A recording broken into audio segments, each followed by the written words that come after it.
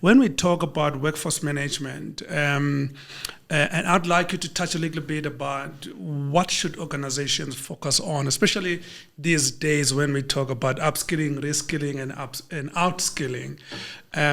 Imagining this sector of mining, what kind of skills should we be talking about, and whether it's automation, augmentation, and those kinds of things? Is there trends that you want to start talking about when you talk about skills in the mining sector? Yeah, so I think in the mining sector today, they are moving to a more technical way of working. Yeah.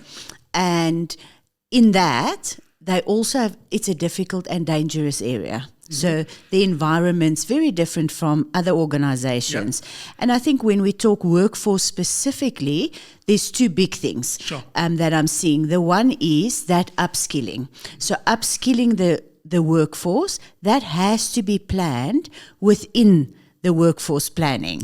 Yeah. Because when do we upskill them? If they have 24/7 runnings, when do you build in the skill set, and then making sure that the workforce that's still working is enough people for the shift that's running, because of the dangerous environment. You don't want fatalities, tired people, overworked people. So I think it's very important because of the technology that they're moving to make sure that you build skills planning into workforce planning. Into the workforce planning, That's the one part. The other one is the shift working. So many times we don't consider the shift working and how many people for that specific shift.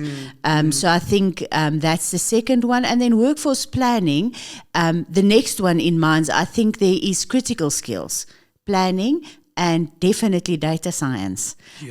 That's upcoming in the mining sector, and working that into your workforce planning as well. So skills to me is very important to be considered when you do your workforce planning. It's actually also developing, because the skills of the skill profile of the mining workforce is shifting. I mean, we'll talk later about AI in this program.